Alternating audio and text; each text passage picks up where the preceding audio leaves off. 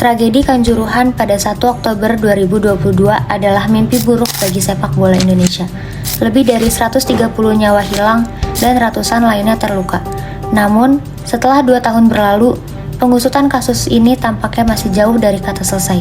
Kenapa keadilan untuk para korban begitu sulit terwujud?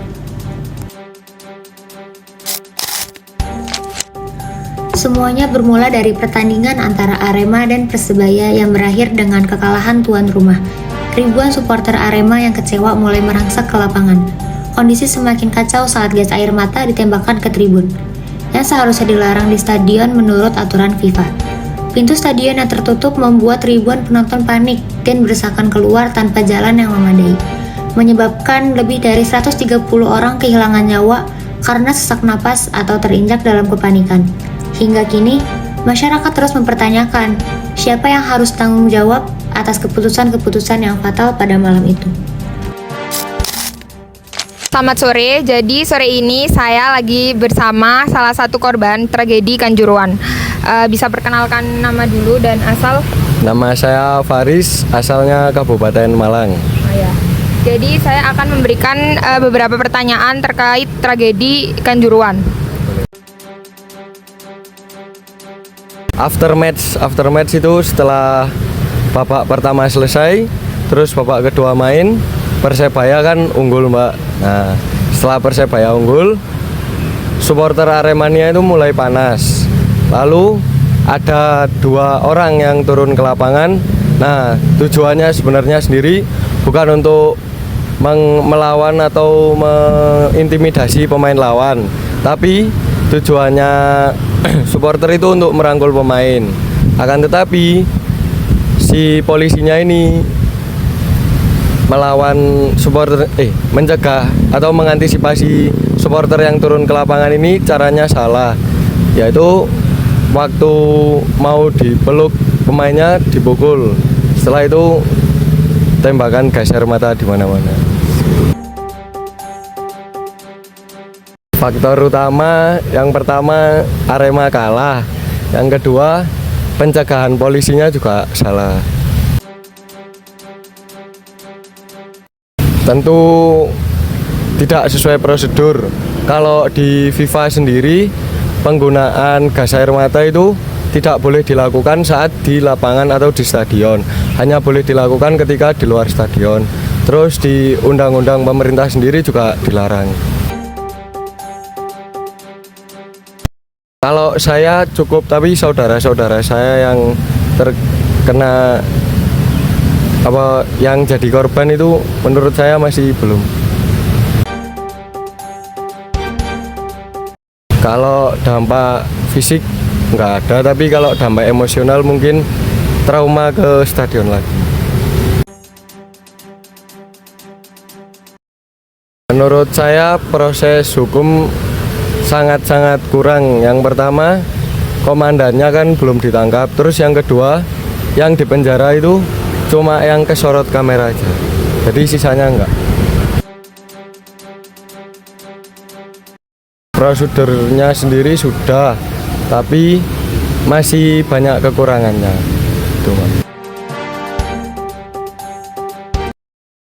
Kalau mengubah pandangan mungkin ya. Yang pertama itu kurang, keadilannya masih belum ditegakkan sampai sekarang, masih banyak kericuan antara supporter dengan polisi. Terus yang kedua, pandangan saya mengenai sepak bola Indonesia juga menurun, apalagi Liga Indonesia. Pesan saya kepada pihak-pihak terkait, terus utamanya wali kota yang akan datang atau wali kota baru di Kota Malang, ya harus diusut tuntas. Terima kasih. Sama-sama. Pasca tragedi, beberapa petugas keamanan diadili, tetapi hasilnya jauh dari harapan. 2 dari petugas kepolisian yang bertugas dibebaskan, sementara lainnya hanya mendapat hukuman ringan. Menurut keluarga korban, hal ini sama sekali tidak mencerminkan rasa keadilan. Keluarga korban yang hadir dalam sidang merasa dibatasi.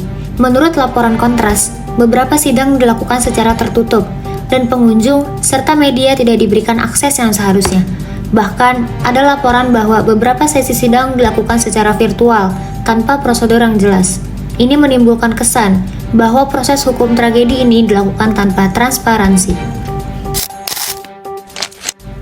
Sebagai respon atas desakan masyarakat, Presiden Joko Widodo membentuk Tim Gabungan Independen Pencari Fakta atau TGIPF yang dipimpin oleh Menteri Koordinator Bidang Politik, Hukum, dan Keamanan Mahfud MD. Tim ini diharapkan menyelidiki penyebab tragedi dan memberikan rekomendasi untuk reformasi keamanan stadion. TGIPF menemukan berbagai kejanggalan. Penggunaan gas air mata dianggap sebagai pemicu utama kepanikan, dan sistem pengamanan stadion dinilai tidak memenuhi standar. Rekomendasi TGIPF menyarankan agar pihak berwenang segera melakukan perbaikan dalam sistem keamanan stadion di Indonesia. Namun, hingga kini sebagian besar rekomendasi tersebut belum terimplementasi. Masyarakat dan keluarga korban terus menuntut keadilan. Bagi mereka, mengadili beberapa petugas lapangan saja tidak cukup. Mereka ingin melihat semua yang bertanggung jawab atas perencanaan malam itu diadili dan dijatuhi hukuman yang setimpal.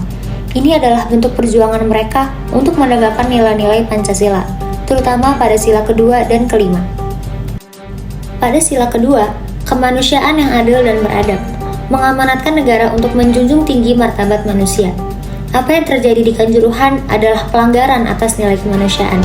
Ketika hak dasar setiap orang untuk merasa aman diabaikan, para korban tidak seharusnya menenggang nyawa di tempat yang semestinya aman bagi mereka. Begitu pula pada sila kelima, keadilan sosial bagi seluruh rakyat Indonesia, yang menghendaki keadilan bagi seluruh masyarakat tanpa kecuali. Keluarga korban berharap tragedi ini diusut tuntas sebagai bentuk penghormatan atas hak-hak mereka sebagai warga negara, agar nilai-nilai keadilan yang tertuang dalam Pancasila tidak hanya menjadi kata-kata tanpa makna.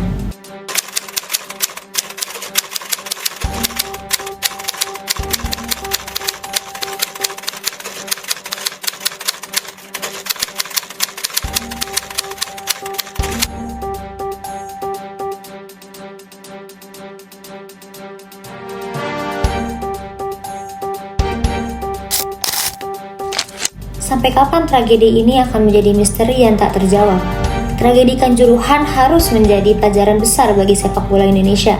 Kita berhutang kepada mereka yang menjadi korban dan kepada keluarga yang berjuang untuk keadilan. Tragedi Kanjuruhan seharusnya menjadi titik balik untuk mengubah wajah sepak bola di Indonesia. Namun, ketidakjelasan dalam proses pengusutan masih menyisakan banyak tanya. Ratusan nyawa melayang, ratusan keluarga kehilangan orang-orang yang mereka cintai, dan masyarakat masih menunggu keadilan yang sebenarnya. Pertanyaannya tetap, akankah tragedi ini hanya menjadi catatan kelam yang berulang atau menjadi momentum untuk perbaikan? Kita semua berharap bahwa keadilan tidak lagi menjadi bayang-bayang, melainkan kenyataan yang akhirnya tercapai.